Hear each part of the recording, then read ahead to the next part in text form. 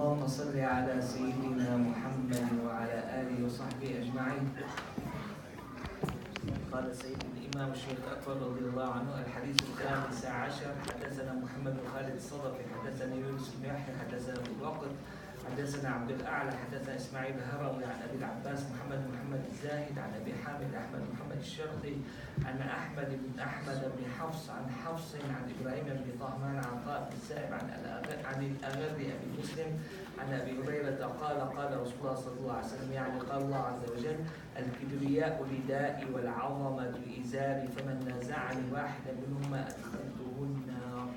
15th Hadith. According to Abu Hurairah, the Messenger of God, may God give him blessings and peace, said, God, ever mighty and majestic is He, says, pride, kibriya, is my cloak, and grandeur, alama, is my loincloth. Whoever wrestles with me over either of these, I shall cast him into the fire.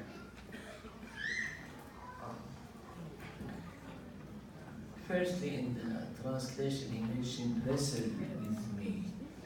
I think naza'ani not necessarily to mean wrestling, Anyone who start to show competition or try to apply something of these matters to himself, not necessarily to be in wrestling way, This is my understanding about it.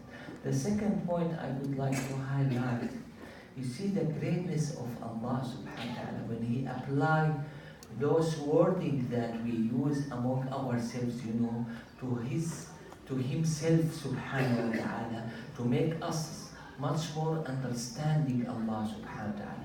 Then we should be humble, we should put ourselves down, we shouldn't show our pride, or our greatness, when we are compared to Allah subhanahu wa ta'ala.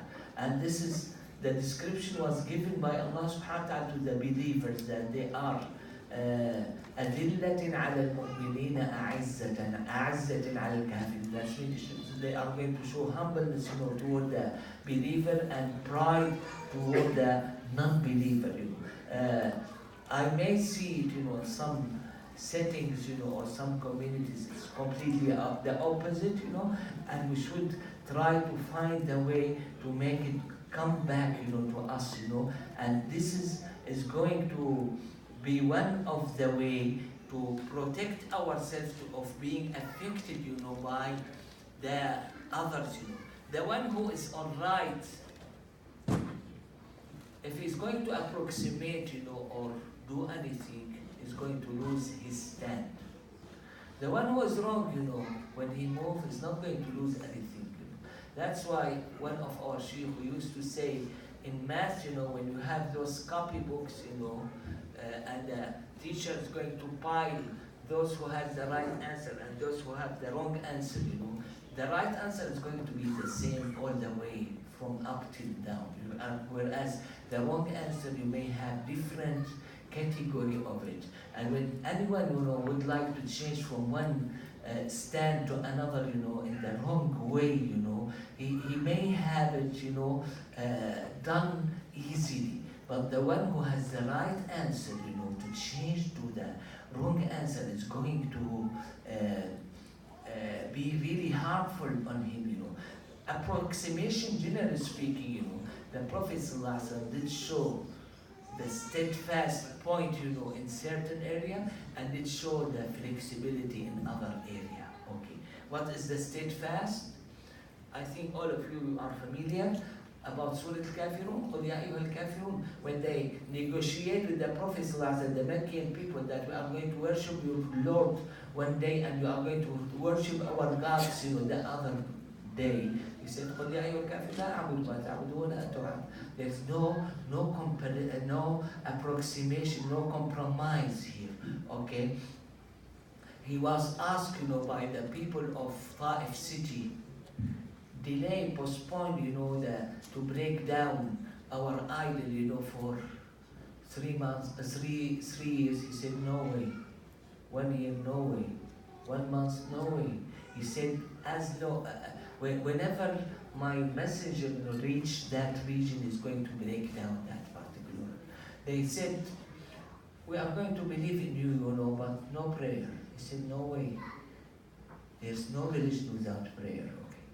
Then, as we read in Sunan Abi Dawood, they then gave the bay'ah to the Prophet bearing in mind those people of Saqif, they were one of the hardest one, you know, at the Prophet and he seized their city, you know, for 40 days, you know, and it was not conquered, you know, by this action, you know, and they became to declare believe, you know, 1 year after that or so.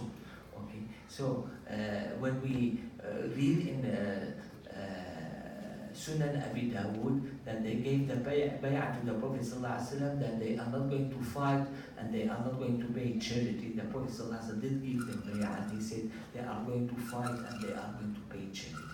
What I'm trying to say, okay, in this great religion, you have some steadfast, stable, well-established point.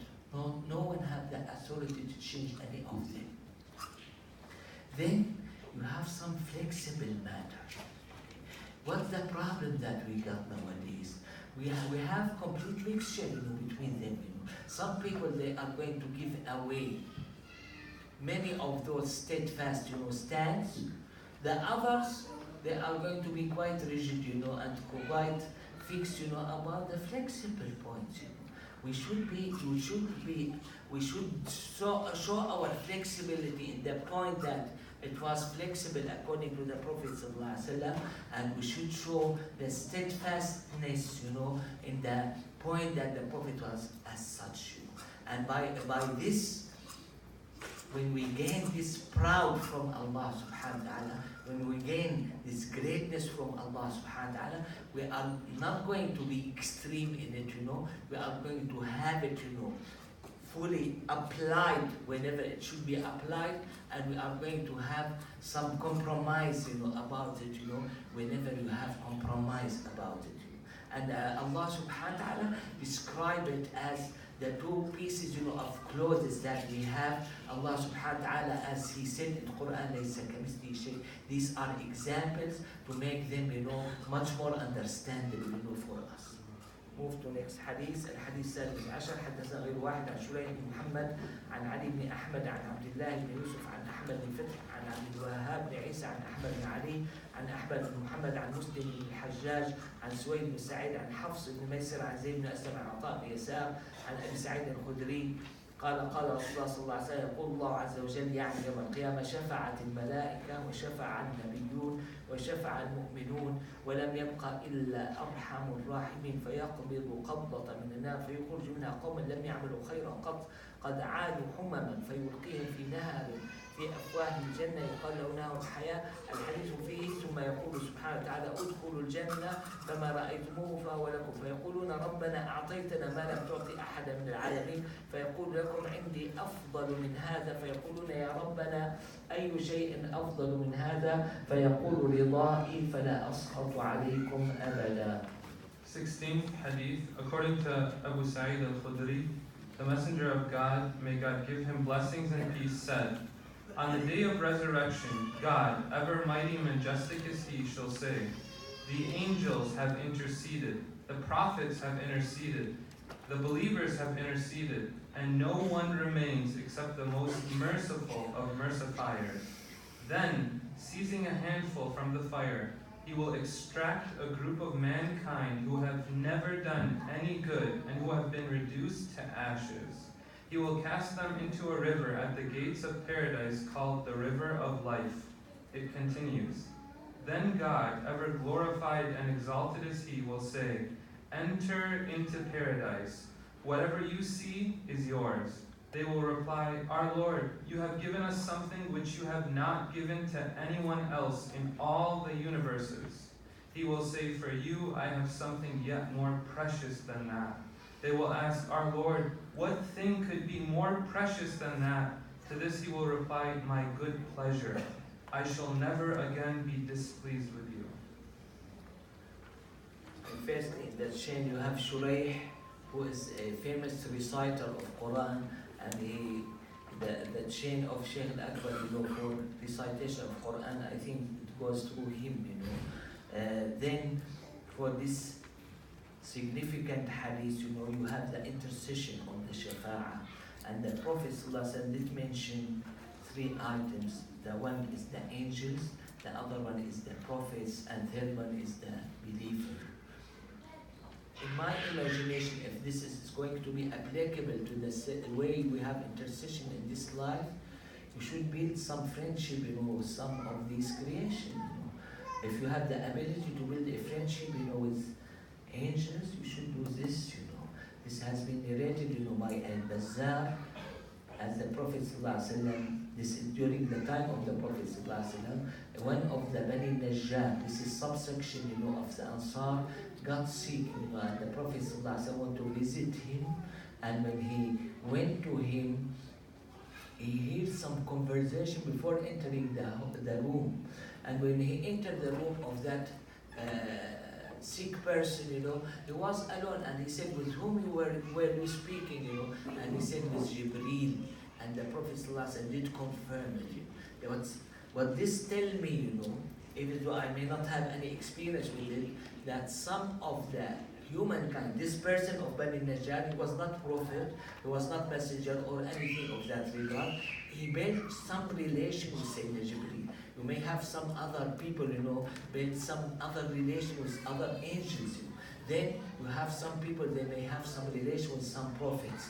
If you hardly have any of these matters, at least you should build some relation with the righteous and pious people, in the surrounding. And as they said, al-mahrum min hurima barakatu ahli zamani, because as described by many of those great people, in each time Allah subhanahu wa ta'ala is not stingy and is going to send someone, to help the others, in this life and in the hereafter. That's why here the Prophet ﷺ divide the shafa'ah to 3 items, and he mentioned the 3 groups of it, the angels, the prophets, and the believers. That's why we should be interested, in having our relation there, to find our way there, and the best among us, those who fix the 3 different ways, Then you have Arhamur Rahimin, Allah subhanahu wa ta'ala, and this is just to strengthen our knowledge, our love to Allah subhanahu wa ta'ala. Then toward the end of this particular hadith, that Allah subhanahu wa ta'ala is going to grant them with rida, to be pleased with them, I ask myself, do you have any people, a person, in this life, that he has rida with Allah subhanahu wa ta'ala? Yes, I did see many of them. That's mean, in my understanding, they were given in this life much more higher than the reward of the hereafter for the common people, you see. So, and this is, for me, in indirect way, it tells me that those people, they enjoy, they have their luxurious life, in this life, before moving to the heaven, and this is the ridwan of Allah subhanahu wa ta'ala.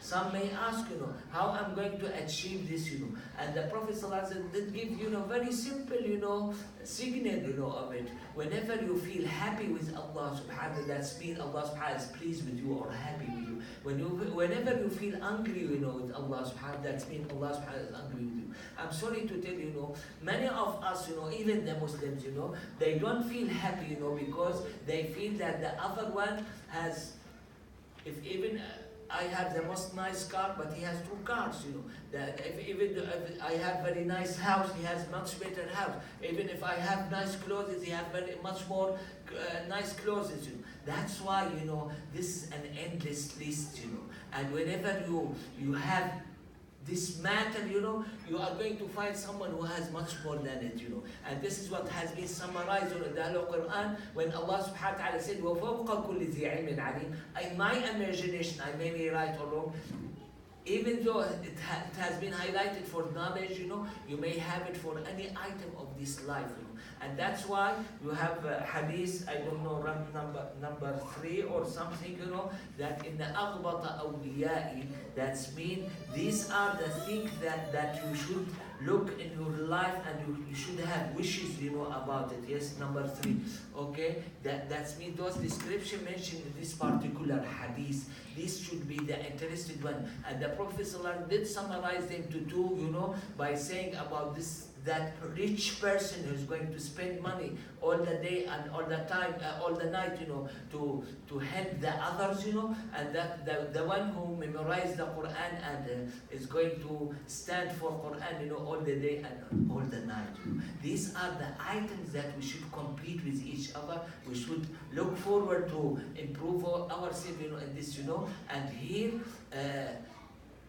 regardless of our position, we should be pleased with Allah subhanahu wa ta'ala. We should accept what Allah subhanahu wa ta'ala has done to us, Some of us may ask, why we did not see the Prophet sallallahu alaihi wasallam? Why we are not in the time of the Prophet sallallahu alaihi wasallam? I'm quite confident, what Allah subhanahu wa ta'ala has chosen to me, this is the best, okay? I may be in that time, and say, Ibn Ammatika, this is your cousin, Ya Rasulullah, and I'm going to be in very bad position in that regard, So Alhamdulillah, I'm safe, that's why Sa'ad al-Mu'azi did say one time, وَمَا قَالَ رَسُولُ اللَّهِ صَلَّى اللَّهُ عَلَيْهِ وَسَلَّمَ كَلِمَةً دَعَمْتُ أَنَّهَا الْحَقِّ. This is maybe easy for us. Why it's easy for us? Because all of those statements of the Prophet has been written down, and has a long chain, and has long time, and this happened, 14 years ago, 1400 years ago. But when you have it come right now, as a fresh, coming from the heaven, to the Prophet sallallahu alaihi wasallam, apparently you may have different attitude to it, So just be pleased with Allah subhanahu wa ta'ala, be accepting what Allah subhanahu wa ta'ala put you in the position that He put you at, those items that you have been encouraged, to improve yourself, and look for them, and have them as wishes, We should apply them to our life, okay? But this is not against the pleasure, toward Allah subhanahu wa ta'ala. We should have the pleasure with Allah subhanahu wa ta'ala all the time to gain something which, according to this hadith, much more important than the reward in the heaven. Move to next hadith, الحديث 17. حدثنا يونس الشريف حدثنا أبو الوقت حدثنا عبد الأعلى المليحي حدثنا إسماعيل بن إبراهيم حدثنا أبو يعلى الحسين الزبيري عن أبي علي الكرابيسي عن محمد بن أشرس عن عبد الصمد بن حسان عن سفيان الثوري عن ابن المنكدر عن جابر بن عبد الله عن النبي صلى الله عليه وسلم عن جبريل عن الله عز وجل أنه قال إن هذا دين ارتضيته لنفسي لن يصلحه إلا السخاء وحسن الخلق فأكرموه به ما صحبته. 17th Hadith, according to Jabir ibn Abdullah, who received it from the Prophet, may God give him blessings and peace, who received it from Gabriel, who received it from God. God, ever mighty and majestic as He, says, Indeed, this is a religion with which I myself am well pleased. Nothing befits it but open-handed generosity and nobility of character. So honor it with these two whenever you follow it. You have something called religion. This religion, it has pillars. We should, by the help of Allah subhanahu wa ta'ala, establish those pillars, as perfect as we can. Okay. Even if you pray 5 times, a day, or you fast Ramadan, you have a room, to have some improvement there, and you should be interested. I give you an example. The Prophet ﷺ said, فَأَحْسَنَ وُضُوءَهَا وَخُشُوعَهَا وَرُكُوعَهَا وَسُجُودَهَا.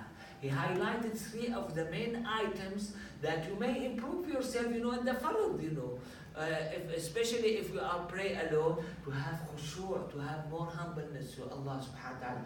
I'm sorry, I cannot explain this, because as Hassan Basri, he did say, the first thing to be lifted up, from this nation is the khushu'. حتى لا تكاد ترى فيهم خشعة. Perhaps in all of my life, and I haven't seen any khash'a to Allah subhanahu wa ta'ala. Then he said ruku'.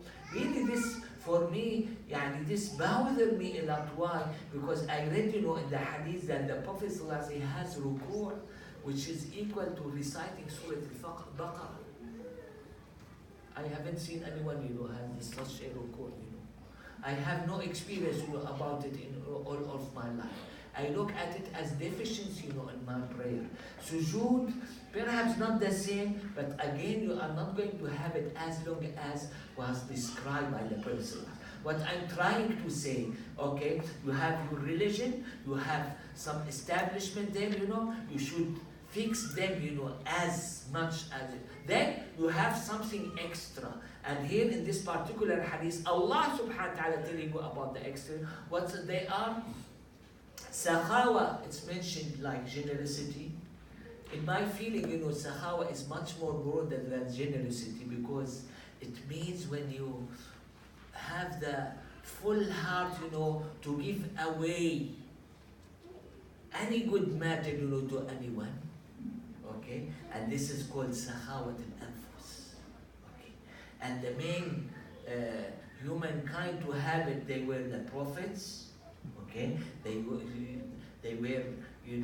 having this, having the goodness, having the this attitude toward everyone. And I'm going to highlight only one, which I feel all of us which we have a duty, to do it. He was described, sallallahu alaihi wasallam, يحسب جليس أن ليس أحد أكرم عليه. What does it mean? Let me explain it my way. If I have a guest, at home, this is my task. I should make that person happy, regardless of his description, regardless of his position. When he honored me to be in my house, I should, as a part of the prophetic tradition, I should make him the happiest one, I should make everything available to him.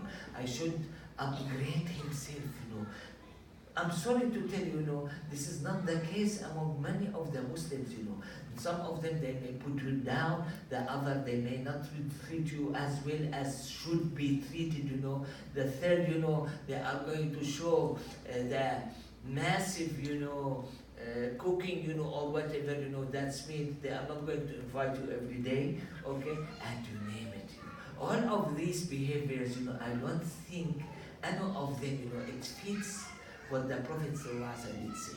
Now, we have this limited, gathering, We should have it among ourselves, to help each other, to make everyone happy with each other, and whatever, out of the prophetic tradition. And all of these matters, not necessarily to take it, from the money-wise, or whatever, When they say generosity, don't feel that it's related to money. Money is part, significant portion of it, but it's not everything.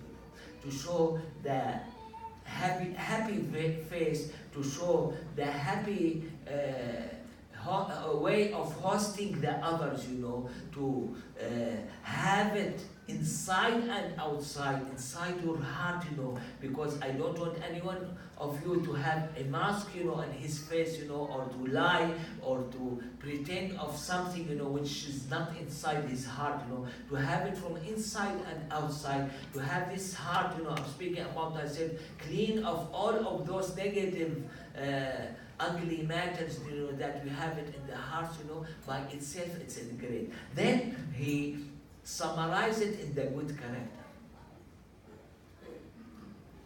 We have, I don't know, to call them problem, or we have 2 points, here. It's a very important, this life, because these are the characters of our Prophet ﷺ, and we are entitled to follow him. And then, which is much more serious in that regard, we are going to be close to the Prophet ﷺ, or near to the Prophet, according to our quality, in these 2 items.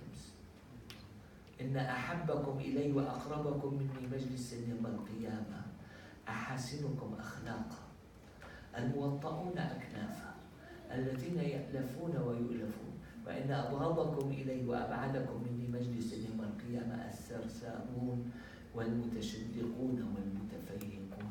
Okay, يعني this is going to determine our position in this life and in the hereafter, in a place which was described, as has the length, of 50,000 years.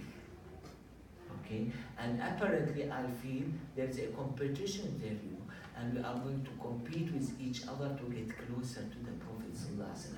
And this item which has been described, the Prophet ﷺ will establish them, why? Because according to this hadith, they have been established from Allah subhanahu wa ta'ala, and that's what Allah subhanahu wa ta'ala wants. So again, to make the long story short, okay, you have a religion, you should be proud of your religion. In this religion you have some pillars, you have some essential matters out of negotiation, all of us, we should have it, Then you have some extra matter. And here it has been summarized as Sakhawa and Husnul Khuluq, and we should find our portion, because we are inherited of the Prophet ﷺ, and we inherited from him these good characters, that we should have it, in our practice and in our time. Move to next hadith. حدثنا أحمد محمد بن أحمد بن إبراهيم حدثنا الحسين بن علي الطبري حدثنا عبد الغافر بن محمد الفارسي حدثنا أبو أحمد الجلولي حدثنا إبراهيم بن محمد المروزي حدثنا مسلم حدثنا أبو بكر بن أبي شيبة عن يزيد بن هارون عن حماد بن سلمة عن ثابت البناني عن عبد الرحمن بن أبي ليلى عن صهيب عن النبي صلى الله عليه وسلم قال إذا دخل أهل الجنة الجنة قال يقول الله تعالى تريدون شيئا أزيدكم فيقولون ألم تبيض وجوهنا ألم تدخلنا الجنة وتنجينا أو وتنجينا من النار قال فيكشف الحجاب فما أعطوا شيئا أحب إليهم من النظر إلى ربهم عز وجل ثم تلا هذه الآية للذين أحسنوا الحسنى وزيادة. 18th Hadith. According to Suhaib, the Prophet, may God give him blessings and peace, said, when the people of the garden have entered the garden, God, ever exalted is He, will say, do you want for anything more that I may give you? They will reply, have you not illuminated our faces? Have you not caused us to enter the garden and delivered us from the fire? The Prophet continued, then He will lift the veil, for they cannot be given anything that they would love more than the vision of their Lord, ever mighty and majestic is He. Then he recited this verse, the best and more besides is destined for those who strive with excellence. The way I understand this hadith, what's in Allah subhanahu wa ta'ala hand is much more higher than our expectation. That's why even the people of heaven, when they were asked, by Allah subhanahu wa ta'ala, they will say, what's left, And there's many things, left, in the preparation of Allah subhanahu wa ta'ala, or the hand of Allah subhanahu wa ta'ala. And this is, I understand it just to upgrade our expectation in Allah subhanahu wa ta'ala. And this to learn about the endless chain, of your relation with Allah subhanahu wa ta'ala. And this, for me, as I said yesterday, and I'm going to speak up about it today, to increase our knowledge in Allah subhanahu wa ta'ala. Because many scholars, they said your gaze or your sight to Allah subhanahu wa ta'ala is going to be according to knowledge in Allah subhanahu wa ta'ala. You see how important is this life? Because we gain the knowledge in Allah subhanahu wa ta'ala in this life, and we are going to pass away, one day at certain level. If I pass away at this level, and the other one at this level, when I see Allah, I may increase to this level, but in the meanwhile, that person has increased to, so you see, this is for me, it's very serious, very important, very good news, and very bad news, because you are going to determine your level, in the luxury, in the hereafter, according to knowledge in Allah subhanahu wa ta'ala, in that regard, okay? Because Allah subhanahu wa ta'ala did say in this particular hadith that this is the most important thing, this is much more important than the rivers, the fruits, the everything, palaces, everything has been described, in the heaven, okay? and it's going to have the significant difference, among people, and you see when you have like this author, this great author, when you speak about Allah subhanahu wa ta'ala, you are going to feel how knowledgeable is he in Allah subhanahu wa ta'ala. When you have someone else, speaking about Allah subhanahu wa ta'ala, you see or you feel how ignorant is he, in Allah subhanahu wa ta'ala. He doesn't know Allah subhanahu wa ta'ala, even though he is believer, and this is by itself, it is amazing, and the way, again, this is our rule, not to judge Allah subhanahu wa ta'ala. Whatever we are busy in this life, most probably we are going to be busy in the hereafter. Those who are busy, in eating, drinking, even though if they enter the heaven, they are going to be busy, and have certain fine food, or whatever, in that regard. Some of these people, they ask the Prophet, we have horses, in the heaven? Yes, you have horses. Okay. The other one said, we have agriculture there, Yes, we have agriculture. We have camels there. The Prophet ﷺ has very smart answer to this, He said, whatever you wish there, you are going to have. He did not say yes, So from that particular hadith, I get this point, that whatever you are interested in, you are going to be as such, in the hereafter. And there's a famous person, I forgot his name, he has this significant dream. He was in the year 200 or so, of after immigration, and he did dream, about the hereafter.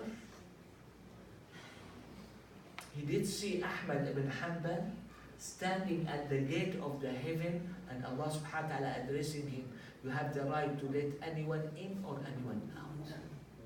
Then he entered the heaven, he found there Bishr al-Hafi sitting next to a table, and on that particular table you have all types of food that you are familiar or not familiar with, and he was addressed from Allah, eat the one you did not eat, in the life, and drink the one you did not drink in the life.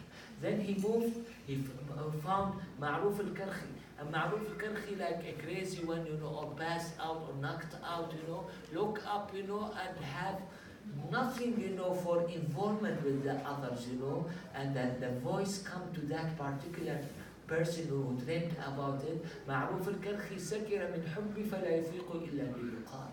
His real lover of Allah subhanahu wa ta'ala is not going to wake up till Allah subhanahu wa ta'ala meet with him. Okay? And this is just to tell us about the different levels, of the people, in the hereafter. This difference, in the level, you take it from the verse, Allah subhanahu wa ta'ala said, غُرَفٌ مِّن فَوْقِهَا غُرَفٌ مَبْنِيَّةٌ. غرف. What's the meaning of ghurfa? Ghurfa in Arabic language, whenever you have any room which is not on the floor, it's above the floor. Here, when you go downtown, Chicago, you have 100 and so stories. Okay, what's about the ghuraf of the heaven?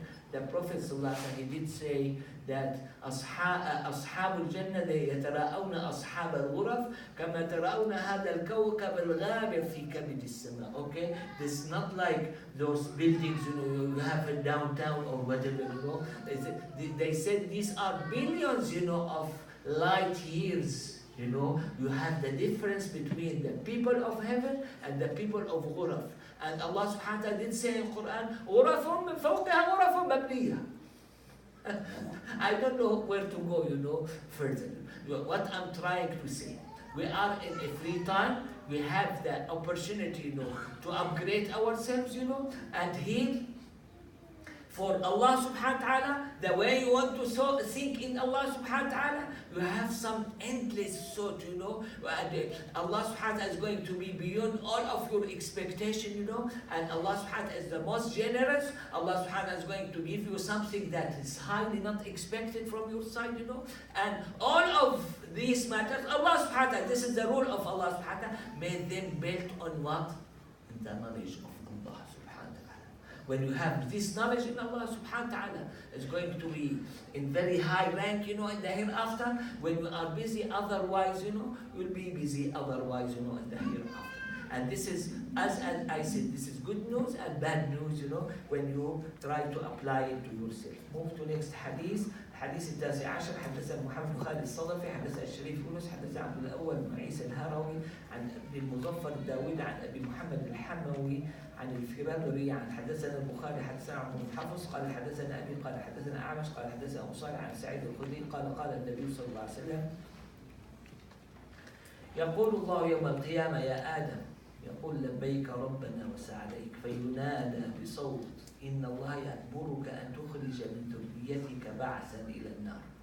قال: يا رب وما بعث النار؟ قال: من كل 1000. وأراه قال 999. فحينئذ تضع الحامل حملها ويشيب الوليد وترى الناس سكارى وما هم بسكارى ولكن عذاب الله شديد. فشق ذلك على الناس حتى تغيرت وجوههم. فقال النبي صلى الله عليه وسلم: من يأجوج ومأجوج 999 ومنكم واحد. ثم أنتم في الناس كالشعرة السوداء في جنب الثوب الأبيض أو كالشعرة البيضاء في الثوب الأسود. إني لأرجو أن تكونوا ربع أهل الجنة فكبرنا. ثم قال ثلث أهل الجنة فكبرنا. ثم قال شطر أهل الجنة فكبرنا. 19th Hadith. According to Abu Sa'id al-Khudri, the Prophet, may God give him blessings and peace, said, on the day of resurrection, God will say, O Adam. He will reply, Here am I, Lord, at your service. A voice will proclaim, God commands you to extract from your progeny a contingent destined for the fire. Adam will ask, Lord, what may be the contingent destined for the fire? From every 1,999, or thereabouts. Thereupon the pregnant shall miscarry, the young shall become white-haired with age, and you shall see men acting drunkenly. They will not be drunk, but indeed God's punishment is terrible. This made such a frightening impression on the people that their faces went pale. The Prophet, may God give him blessings and peace, then added, descending from the people of Gog and Magog, there shall be 999, whilst from among you only one. Among men you shall be like black hair on the flank of a white bull, or white hair on the flank of a black bull. Indeed, I hope you will make up a quarter of the inhabitants of paradise. At this we exclaimed, Allahu Akbar. And then he said, 1/3 of the people of paradise. At this we exclaimed, Allahu Akbar. And he said, 1/2 of the people of paradise. Again we exclaimed, Allahu Akbar. When the Prophet used the term or the description mentioned at the beginning of Surah Al-Hajj, I would like to match this hadith with Surah Al-Hajj. And I'm going to explain the way how did I match it. The majesty or Jalal is going to be shown dramatically, toward the end of Surah Maryam. Got more majestic in Surah Taha and Surah Al-Anbiya. Then when you come to Surah Al-Hajj, this is, for me, it's very strange surah because it contains all these weird matters, or those contradictory matters, It contains Makki and Madani. It contains Safari and Hadari. It contains Nasikh and Mansukh. It contains Layli and Nahari. And on the top of all of those contradictions, the way it started, يوم تضع كل ذات تذهب كل مرضعة عما أرضعت وتضع كل ذات حمل حملها. Just compare it, think about it, about these few verses, the beginning of these few verses, and the end of it. What did he say? وَجَاهِدُوا فِي اللَّهِ حَقَّ جِهَادِهِ هُوَ اجْتَبَاكُمْ وَمَا جَعَلَ عَلَيْكُمْ فِي الدِّينِ مِنْ حَرَجٍ مِلَّةَ أَبِيكُمْ إِبْرَاهِيمَ وَسَمَّاكُمُ الْمُسْلِمِينَ مِنْ قَبْلُ وَفِي هَذَا لِيَكُونَ الرَّسُولُ شَهِيدًا عَلَيْكُمْ وَتَكُونُوا شُهَدَاءَ عَلَى الناس فأقيموا الصلاة وآتوا الزكاة واعتصموا بالله هو مولاكم فنعم المولى ونعم النصير. Personally, I feel the massive difference, between the beginning, the horrible beginning of that particular surah, and the very nice and beautiful end of that particular surah. And here in this hadith, when you look thoroughly about it, for sure, I'm sorry, I'm a very bad person, but these are great companions, You see the significance between the beginning and some narration that when the Prophet ﷺ told them about that, everyone put his head between the knees, and start to give some voice telling that he's crying.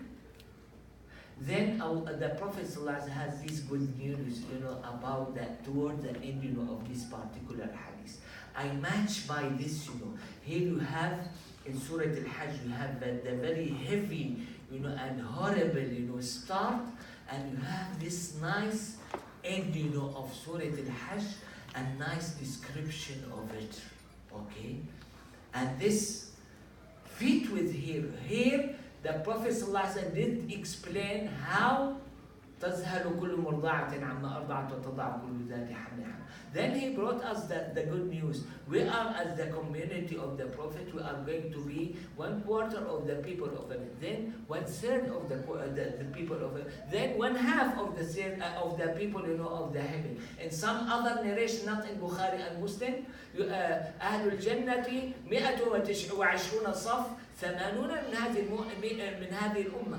If I want to understand it according to number, that's mean 2/3. Are you happy? I'm too happy. How did you get it? I got it from the Prophet.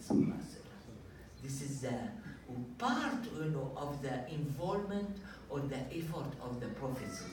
How he did not make those majestic, matter, at the beginning of that particular surah or that particular event of this hadith, how they end, in this very good tiding, good news, about the end, of everything. And this should make everyone happy, And this is called Surah Al-Hajj, And I encourage myself, and the others, go and perform Hajj, You see, here in Surah Al-Hajj, you have this point, Sayyidina Ibrahim is the one who built the house of Allah subhanahu wa ta'ala. All nations, Christian, Jews, even the Hindu, they had said Brahma. Many, they may say that this is Sayyidina Ibrahim, and perhaps other sections I'm not familiar with. They believe in Sayyidina Ibrahim, but the only one go and perform Hajj, who are they? They are the Muslim one. Okay? And this is the way the Prophet ﷺ has prepared for your people, and has, you see, it's just, don't listen to me, but just read carefully this hadith and see how majestic is and horrible, at the beginning of this particular hadith, and how great and how cheerful. And in some narration, the Prophet ﷺ did say, "Irfa'u ru'usakum wa aminu." Okay, that's mean, just raise up your head, and have this great hope in Allah subhanahu wa ta'ala. And he start bringing this good news, one after another, And when you look at it, really we should be too happy. We should admire ourselves, not because of ourselves, because we are the servants, of Allah subhanahu wa ta'ala, and we are the follower of this Prophet. I'm sorry to tell you, even back in our country, or elsewhere, they say no difference. No, there is significant, massive difference. Okay, though for those who follow the Prophet sallallahu alaihi wasallam, I'm not speaking about now, because now you have invalidity, of all the religions, except Islam. I'm speaking about those who are truthful, follower of Sayyidina Isa and truthful follower of Sayyidina Musa. In their time, when you compare them to our nation, you are going to have the massive difference there, And that's why, as mentioned by Qadi Iyad in Kitab al-Shifa, Sayyidina Ibrahim asked the Prophet ﷺ to be one of his nation. Sayyidina Isa asked the Prophet ﷺ to be one of his nation. According to the Dalail Nubuwwah to Abi Nu'aym, even Sayyidina Musa, he read, in the Old Testament, or in the Torah, about certain description. Oh Allah, make them my nation. No, this is nation of Ahmad. Again, same thing, different description. Oh Allah, make them my nation. No, this is the nation of Ahmad. Fourth one, I don't know how many times, I'm sorry I did not count them. Then what did he is going to say? اجعلني من أمة أحمد. Let me follow him, يا موسى إني اصطفيتك على الناس برسالاتي وبكلامي فخذ ما آتيتك وكن من الشاكرين. But I'm trying to say, we are honored. We have very significant, unique position, This is, I did not do it, okay? I don't have any preparation for it.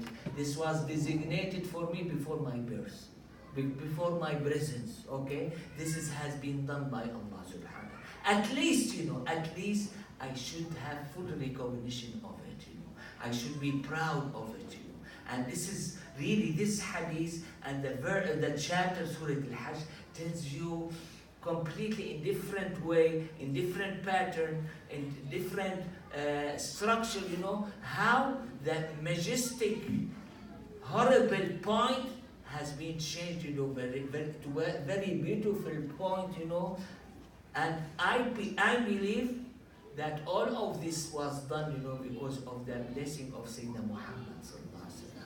Okay, just compare the first verse, with the last verse. Compare the beginning of this particular hadith with the end of it, and you are going to understand the whole story, behind it. May Allah Subhanahu wa Taala make us, one of these who have the full appreciation, of what we have been given, from Allah Subhanahu wa Taala. Move to next hadith. الحديث الموفي 20 حدثنا أبو الحسن علي بن عبد الله الفرياني اللخمي حدثنا يونس بن يحيى حدثنا أبو الوقت عن عبد الأعلى بن عبد الواحد عن إسماعيل بن إبراهيم عن أبي الحسن محمد بن علي العلوي عن دينار بن بنان الجوهري عن الحسن بن جرير الصوري عن سليمان بن إبراهيم الإسكندراني عن سفيان بن سعيد عن منصور عن مجاهد عن عباس قال رسول الله صلى الله عليه وسلم أوحى الله عز وجل إلى موسى إنك لن تتقرب إلي بشيء أحب إلي من الرضا بقضائي ولم تعمل عملا أحفظ لحسناتك من النظر في أمورك يا موسى لا تتضرع إلى أهل الدنيا فأسخط عليك ولا تجد بدينك لدنيا فأغلق عليك أبواب رحمتي يا موسى قل للمؤمنين التائبين أبشروا وقل للمؤمنين المخبتين أخبتوا أو أحسنوا قال الشيخ الشك منه. 20th Hadith. According to Ibn Abbas, the Messenger of God, may God give him blessings and peace, said, God, ever mighty and majestic is He, revealed to Moses, there is no approach you can make to me which I love more than your satisfaction with my decree. And there is no action you can perform which better preserves your good deeds than looking to your own affairs. O Moses, do not make requests of people of this world, lest I become displeased with you. And do not be generous with your religion for the sake of this world, lest I close the doors of my mercy to you. O Moses, say to the believers who have turned to me in repentance, rejoice. And say to the believers who stand humbled before me, refrain from bad or do good. The Shaykh adds, the uncertainty is mine as to which of these two injunctions is the correct reading. First point, this particular hadith speak about the most beloved action, you do to Allah subhanahu wa ta'ala. Some of us, they may feel the prayer is very great one. The other, they may think it's good character. Good character is very, very important when we mention some hadith about it, But here he said to be pleased with my predestination, okay? When you are pleased with Allah subhanahu wa ta'ala. And I think, to achieve this, to gain this, you should have much more knowledge in Allah subhanahu wa ta'ala. You shouldn't accuse Allah subhanahu wa ta'ala. You should have full confidence in Allah subhanahu wa ta'ala. And this is gained by the knowledge, in Allah subhanahu wa ta'ala. Okay? And then you see how great is Allah subhanahu wa ta'ala. He said the best work ever you have when you take care, of your deeds, and your needs. See? Subhanallah. Here Allah subhanahu wa ta'ala wants us to take care of ourselves, And when you look at Allah subhanahu wa ta'ala telling this to one of the high figure, take care, let everyone, take care of himself, really, I'm amazed here, Yeah, and that's why I have the personal feeling that this Islam, you are not going to find in it anything against nature. Okay? Perhaps some people, they have a problem because they change their nature, They change something which they were created by, But any way, you are not going to find in Islam something against your natural nature. Okay? Then he said, don't put it down, to the people of dunya, and I'll get angry with you. I think we have explained this to this point, thoroughly, when we spoke about Masih al-Dajjal and other matters in this regard. Then you have لا تجد بدينك للدنيا. This is, in my view, I may be wrong, this is one of our main problems nowadays. Okay, the Prophet ﷺ did say, ألا أنبئكم بشراركم. For sure, when the Prophet ﷺ said so, he's not going to say it, to put us down. He's going to be the most merciful, and wants us to be aware, of this matter, And he said that man يجلد عبده ويمنع رفده ويأكل وحده. That means no one is going to get any benefit, from this person. Then he said, shouldn't I mention or tell you about someone who is worse than this person? Worse than the first one? من لا يقبل معذرة ولا يقيل عسرة ولا يغفر ذنبا. I'm not going to forgive you, okay? I'm not going to accept your apology or whatever, He said, the prophets, these are the worst one. Okay? This is against the matters of Allah subhanahu wa ta'ala. The Prophet did describe Allah subhanahu wa ta'ala as لا أحد أحب إليه العذر من الله سبحانه وتعالى.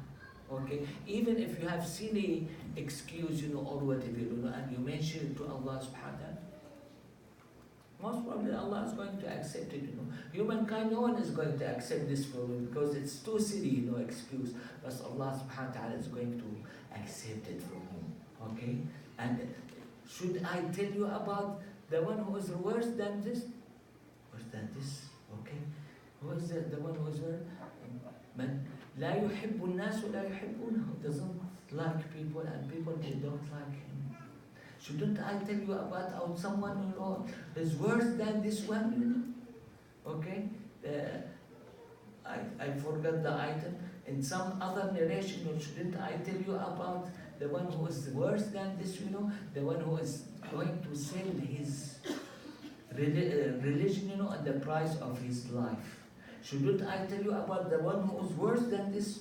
Who is worse than this one, The one who is going to sell his religion for the price or for the dunya of someone else, not for him. And we observe all of these people, That's why it has been summarized here. وَلَا تَجُدْ بِدِينِكَ لِلدُّنْيَا فَأُغْلِقَ عَلَيْكَ أَبْوَابَ رَحْمَةٍ. You see, the outcome, it's quite dangerous, that the gates, of mercy, they are going to be completely closed, Then it ended, by two amazing, statements, The first one, قُلْ لِلْمُؤْمِنِينَ التَّائِبِينَ أَبْشِرُوا. Okay?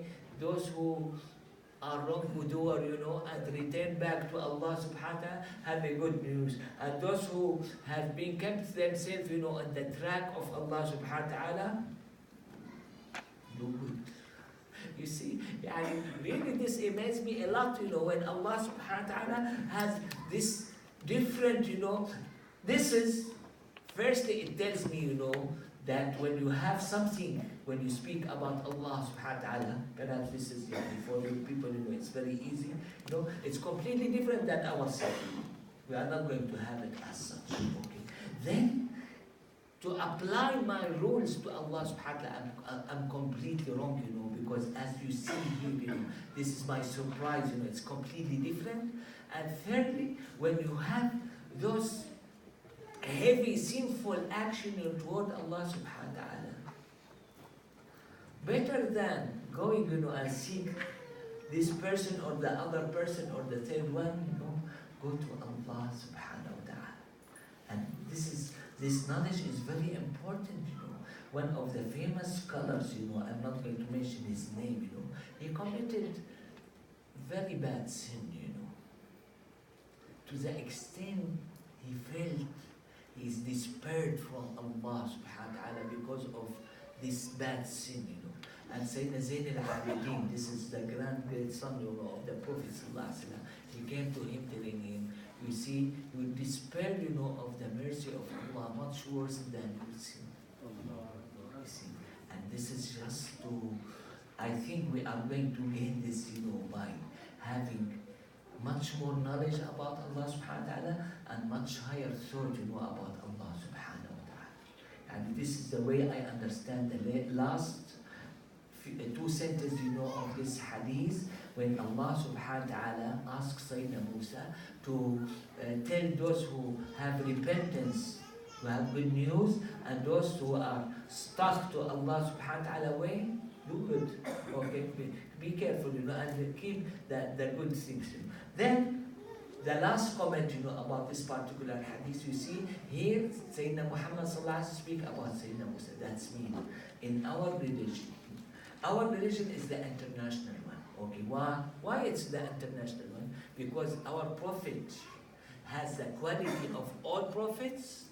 Our Quran has the quality of all books, and we are going to receive from all of them. You see, this is an example of it, Here, that these benefits, this knowledge, about Allah did not come directly from the Prophet ﷺ only. No, he related it to Sayyidina Musa, that Sayyidina Musa was instructed by Allah subhanahu wa ta'ala to do so.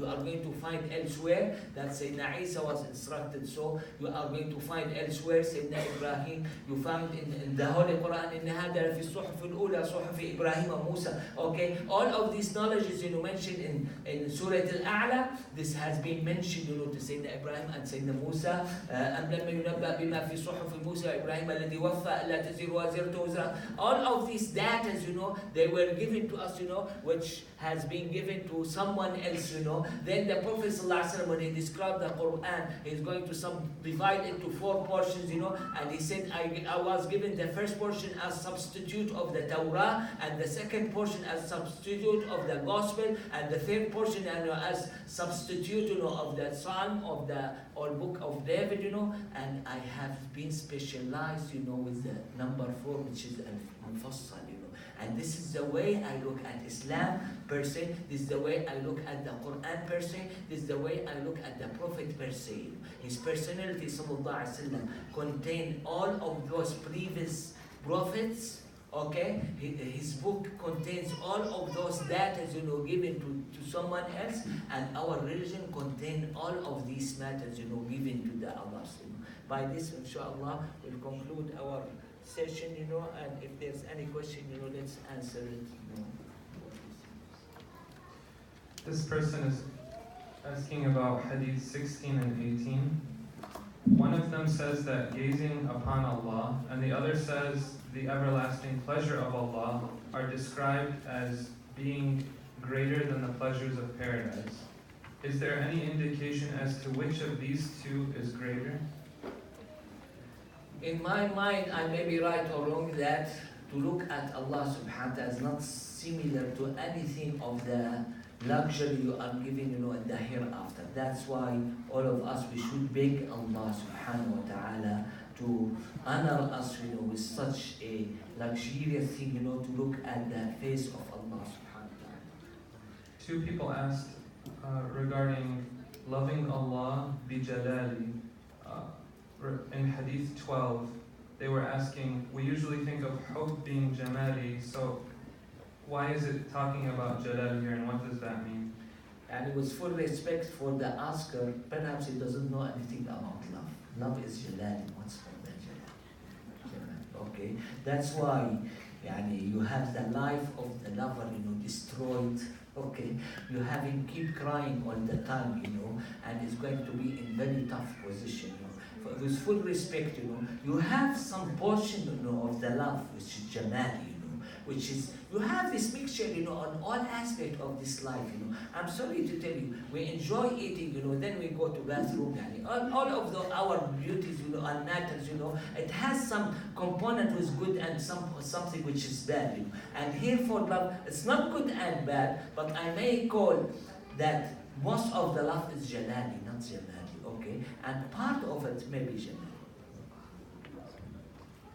This is a question from another person. What is the difference between jamali and jalali? What does that mean? Generally speaking, about Allah subhanahu wa ta'ala, I don't know. But about ourselves, the jalali, that when we are going to be frightened, or don't like it, and jamali, the one we love it a lot, or we are going to like it. Hadith 6 says, وَيَلْقَانِ قَبْلَ الْأَنْبِيَاءِ وَالْأَوْلِيَاءِ أَجْمَعِينَ. Isn't this phrase contradictory to other authentic hadith where the Prophet Muhammad ﷺ said that he will be the first to be resurrected? This answer did not come from me, this come from this great sheikh, the author. What did he say? He said the Prophet ﷺ is going to be the first one to open the gate of the heaven, but he will not enter. Why he will not enter? Because he is busy, with intercession. And this is mentioned in another authentic hadith. I'm sorry to tell you, we feel that there's some contradictory with some hadith or some verses or whatever. This is only limited to our mind, But here you have the possibility. I'm not dictating in you that you should have the same idea. But this is the explanation given by the author. He said, okay, even though the Prophet ﷺ is the first one to open by the key, the gate of the heaven, but he will be busy outside, Okay, and this is mentioned by Al-Bazzar. You have those pulpits, in the hereafter, has been established for all prophets, and the Prophet ﷺ is going to explain to us, all of these prophets, they are on their pulpits, and my pulpit is empty, because I'm busy, going back and forth to take some people of hellfire, to send them to heaven. Hadith 20 says, النظر في أمورك, looking into your own affairs. What would be the alternative to this? In other words, what does this part of the hadith encourage us to do? I see it as very problematic matter, to us. We are interested in everything except ourselves. Okay? Don't tell me about money or whatever. You are interested, on looking at this person, how did he pray, and the other one, how does it look, and you forget yourself, Look after yourself, look after your prayer, look after your attitude, look after your character, look after how you speak or whatever, And that's what the Prophet ﷺ did say. He did say, تُبْصِرُ الْقَذَاةَ فِي عَيْنِ أَخِيكَ وَتَنْسَى الْجِزْعَ فِي عَيْنِ. If you have the most trivial, dirt, in the eye of your brother, you are going to see it, magnificently, and you are going to forget what's wrong and the dirt, on your eyes. One example of it? Usually I give this example. If the boy of the neighbors, he has something wrong done, shame on him. This is very bad boy. After a few months, your boy is going to have the same. Even though my son did so, but he has a headache at that day, or he has problem in the hospital, or problem in the school, or this, you are going to find all excuses, to those who are beloved to you. You love yourself a lot, You are going to be protective of yourself, a lot, and you are going to accuse all people, who are much better than you. In Hadith 19, you mentioned in reference to Surah Al-Hajj some terms like Layli and Nahari, and it says Safari, here it says Hadiri, maybe it was another word like Madani. Can you briefly explain them, please? Madani and Makki, that's some is revealed before the immigration and some revealed after the immigration. Safari and Hadari, you have some verses revealed while he was residing the city, Mecca or Medina, and the other they were revealed while he was traveling, sallallahu alaihi wasallam. Layla and Nahar, some of them was revealed, most of them they were revealed, during the daytime, and some of them night time. Nasikh and Mansukh, that's been abrogating and abrogated. Regarding Hadith number 16, when it says فَيَقْبِضُ قَبْضَةً, can it capture everybody in hell, or is it strictly only a portion of the people of hell? I think this is my understanding, this is portion, because there's some people, they are going to stay in hellfire forever, and that's what the Holy Quran says. Please, whenever you want to understand any hadith or any verse, don't make it contradict with the others, If you speak about myself, I may have some contradictory. When you speak about Allah, Allah subhanahu wa ta'ala did say, وَلَوْ كَانَ مِنْ عِنْدِ غَيْرِ اللَّهِ لَوَجَدُوا فِيهِ اخْتِلَافًا كَثِيرًا. One day the Prophet did get outside his house, and there's a big argument, going among the companion, and his holy face turned to red, he said, لا تضربوا كتاب الله بعضه ببعض فإنه نزل مصدقا بعضه بعضا. Don't make each verse, contradict with the other, because Allah subhanahu wa ta'ala revealed this Quran to support and provide the meaning of each other. In Hadith 15, in which setting is it appropriate to be prideful or a'izzah around those who do not believe? In the extent that you make them feel that something missing for them. Okay? You should make them feel that there's something missing. When you are quite good, with them, they don't feel that they are missing anything, we have a problem. In Hadith number 13, can you please explain the ma'iyya more? What does it mean for Allah to be with someone? This is one of the most difficult things, for me, because I'm sorry, and I keep speaking, out of my ignorance, I may not be right, about it. But here, when it comes to Allah subhanahu wa ta'ala, I'm going to be much more ignorant, okay? Here you have some controversy, about among the scholars, how they are going to explain ma'iyya. Some or many of those aqidah shuyukh, they said ma'iyya is going to be by knowledge. The other, they said no. Knowledge, Allah subhanahu wa ta'ala has the full capacity to say knowledge. But here ma'iyya means something else, and you should feel it's something else. Okay, and you should have the public meaning of it, and you should have the specialized meaning of it. In Hadith number 7, you mentioned the beautification of evil, يُوحِي بَعْضُهُمْ إِلَى بَعْضٍ زُخْرُفَ الْقَوْلِ غُرُورًا, and the prohibition of sitting in majalis in which the deen or Rasulullah sallallahu alaihi wasallam, it doesn't finish, but basically being disrespected. This often occurs in academia. What is your view about Muslims entering Western academia and how to deal with the challenges they pose to our iman? I'm going to speak about my opinion. Okay, listen to it, carefully. In UK, I was given a book, written by a Pakistani person. Speak about the Western people, and how they deal with Islam. I'm sorry to tell you, I haven't read that particular book. I look forward to read it. But the impression I was given, these people, they sound too fair, too honest, straight more than us. But when it comes to Islam, the whole story is going to change dramatically. This did not happen today. It happened, when the Prophet ﷺ did show up. You have many of those who rejected his invitation, as described by Allah subhanahu wa ta'ala. يَعْرِفُونَهُ كَمَا يَعْرِفُونَ أَبْنَاءَهُ. They know him the way they know their children. And you read, if you want me to go in detail, much more. Since my childhood, I love Sirah. Okay.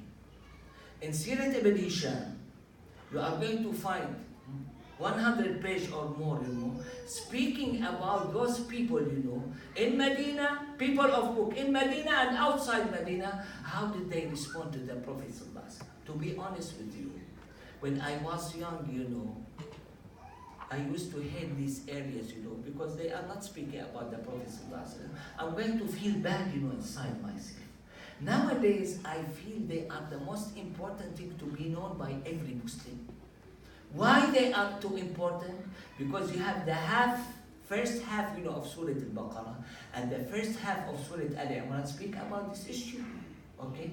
So here, what I'm trying to say, you have the best religion ever. Okay? Revealed from Allah subhanahu wa ta'ala. Many of those people, and I'm going to tell you about this story. I used to work in Riyadh City. In a hospital, you have many non-Muslim physicians, they work there. When I look at the record, of some of the patients, that non-Muslim doctor, he did say, this is because of fasting. Oh my God. This has nothing to do with fasting, but that's what he wrote down. He wrote down, this is because of fasting. Can I trust such a person, to judge my religion? No, I cannot trust him. But I should say that there is some people fair, about them. Perhaps they don't know the exact reason behind it. I know about that Canadian, who was the chief, of OB-GYN, in our hospital, and he gave this lecture. Those practitioners, the most disease they see here, they are infection, of the sexual areas, of the woman, When they went to Saudi Arabia, they never see this, Everything clean there, no dirt at all. Okay? Just delivery, give delivery, this the way then. And he gave the whole lecture about it, I'm sorry, I should perhaps have done it, but I should stand up and tell him this is because of Islam, nothing else. Okay? Because his practice, this Canadian person, he was quite honest, quite thorough. He said that we see a lot of those dirty matters, in our countries, which we never see it here. We are not angels. We are not different, creation. We are humankind like you. What is the main difference? The main difference is Islam. And as Islam make this dirty area, clean, in our Muslim woman, this is the exact one which make our heart clean, our area clean, our practice in this life clean, and in the hereafter is clean. Okay, so what I'm trying to say, most of them, they are going to be against anything come from Islam. I'm sorry to tell you this regarding their heads, the followers, they may not be familiar with anything of these matters. And this is going to grow more and more. Why? Because I'm sorry to tell you, now they have the superiority over us. Okay. Once I gave a talk, and I want to share it with you, to give you an idea how civilized they are and how civilized are those who are followers of the Prophet ﷺ.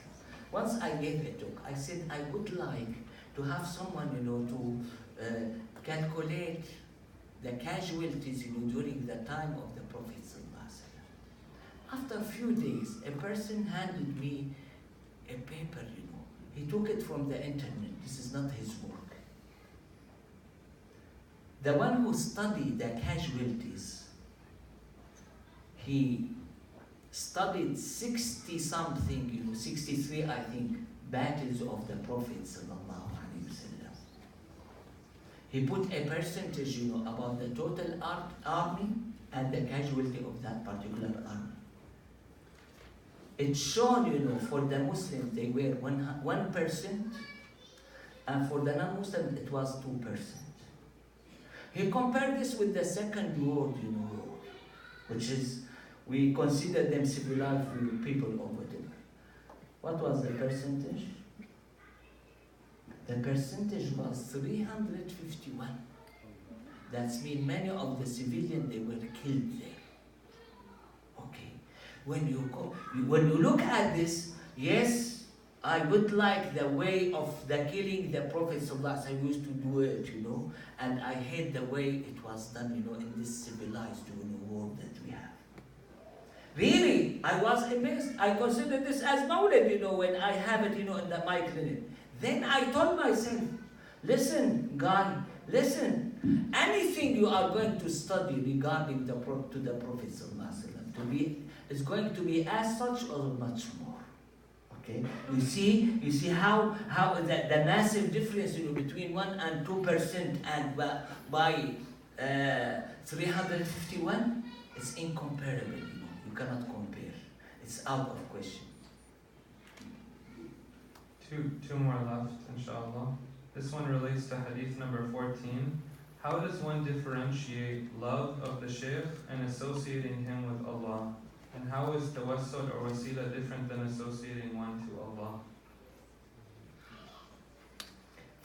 For the first component of this question, Allah subhanahu wa ta'ala is too great. Allah subhanahu wa ta'ala is too absolute. Allah subhanahu wa ta'ala left all of these doors, open to us. When someone loves someone, Allah subhanahu wa ta'ala accepts him. The other one loves paradise. Allah accepts him. The third one, fearful of hell. Allah accepts him. Okay? Allah accepts all these types, of these people, Even though this author, rahimahullah, he did mention about awliya. We are speaking about the highest, level of these people, He said some of them, this is the wording, of this particular author, He said some of them, they are going to relate themselves to Allah subhanahu wa ta'ala completely without anyone else. And some, they kept, their relation with the Prophet sallallahu alaihi wasallam. That's what he said, I'm sorry, I'm just conveying what he say, I'm not an expert to speak there, okay? But I have this feeling, inside my heart. I ask for it, many people, and the best answer I received, what I have read, done by this particular great sheikh, okay? So here, to answer this question, we have massive channels, to go to Allah subhanahu wa ta'ala, and Allah subhanahu wa ta'ala, out of His greatness, is going to accept all of them, Apparently, this is my view, the previous Sufi people, most of them, they are going to relate themselves to Allah subhanahu wa ta'ala directly. The most of the latest one, they are going to relate themselves, through the Prophet sallallahu alaihi wasallam. And that this great sheikh, he mentioned the two channels, of that particular matter. Okay. This is for the first one. The second one was about tawassul. Yes. How is tawassul different than associating one to Allah? The one who is in touch with Allah subhanahu wa ta'ala all the time, or has a hotline of it, I'm going to ask your people, okay? He's going to find himself sometimes, ask Allah subhanahu wa ta'ala directly. The other time, make tawassul by the Prophet sallallahu alaihi wasallam. Third time, make tawassul by Sayyidina Abu Bakr as-Siddiq, and you name it, okay? Do you agree with this or you disagree? Let's have the one who always make tawassul, raise his hand now. But I'm trying to say, as I said before, Allah subhanahu wa ta'ala made all of these channels, available. And you are going to find yourself, sometimes you say, oh my Lord, I beg you to do this. You are going to find yourself in another occasion, another setting. Ya Rasulullah, Ya Habibi, Ya Rasulullah. And you are going to find yourself, Ya Sayyidi Shaykh al-Akbar. And you have different patterns, of those achievements, that you are going to get, And this is the problem, that we are not begging, Napoleon, we are not begging, Hitler or another idol that we have put in our mind. These are people, mentioned by Allah subhanahu wa ta'ala. I'm going to have some different, question, to the whole audience. Why did Allah subhanahu wa ta'ala make shafa'ah? He has the full authority, to send those people, to heaven and the other, Why did Allah subhanahu wa ta'ala make shafa'ah? My answer, you may accept this or not. My answer, to show the importance of these people. Okay? When Allah subhanahu wa ta'ala highlighted, here, shafa'a al-malaika wa shafa'a al-nabiyyun wa shafa'a al-mu'minun. This is to highlight. Okay? A person like me, he may not know what's important in this life. He just left his children, he loved his family, and that's it. No, Allah subhanahu wa ta'ala wants you to love the angels, Allah wants you to love the prophets, Allah subhanahu wa ta'ala wants you to love the believer, Allah subhanahu wa ta'ala wants you to build your relation with these people, Okay, what I'm trying to say, all of these, it has no complete denial in the Quran. Even in Ayat al-Qudsi, what did Allah subhanahu wa ta'ala say? مَنْ ذَا الَّذِي يَشْفَعُ عِنْدَهُ إِلَّا بِإِذْنِهِ. He did not have complete denial of shafa'ah. No. He said, مَنْ ذَا الَّذِي يَشْفَعُ عِنْدَهُ إِلَّا بِإِذْنِهِ. Okay? And I have studied this issue a lot, You have 5 items. 4 of them, they are agreed upon, and you have the controversy about number 5. And all of them, they are creation. You have shafa'ah by time. Okay? What do you mean by time? Each night there is accepted hour, from Allah subhanahu wa ta'ala. Each week, by week, you have accepted dua on Friday. Inshallah we'll have Yom Arafah, okay? Again, you have accepted hour from Allah. This is time-wise. This is shafa'ah by time. Then you have place-wise, When I make dua to Allah subhanahu wa ta'ala here, I'm not going to be exactly the same like when I make the dua, in Arafat, if I'm Hajj, pilgrim, this time, this year, or when I go around the Holy Kaaba, or if I'm in the Rawdah Sharifa. You have this place-wise, you have it hand-wise, your position. When you are fasting and you are about to break your fast, the Prophet ﷺ did tell you that you have accepted dua there. Okay. When you have your parents, you have accepted dua. Okay. So then number 4, tawassul bil a'mal, that the good deeds, those who have good deeds, they may be with it. Then you have number 5, which is tawassul by persons, Okay, because I fail to have time or place or good deeds or whatever, I'm going to make tawassul with our good boss, the Prophet sallallahu alaihi wasallam, or whoever, of that regard, So here, if they care a lot, about the oneness of Allah, which I don't think this is the case, they should care about the 5 items. Why did they just care, about the last item, and accept the previous 4 of it, So this is, but I should remind everyone, Like when you have a problem, let's say in the federal, office here. If you have some among the audience who work there, firstly, you should know him, and secondly, you should have good relation with him. Otherwise, you dare not, to ask him, to follow your mu'amala. And here, I apply it for shafa'ah, and that's what I said, about angels, and the others. You should firstly know the quality, know the quality of the Prophet ﷺ, know the quality of the angels, know the quality of some believer around you. Then you should have good relation with them. The one who did not know the quality or did not have a good relation, don't ask for shafa'ah, don't ask for those.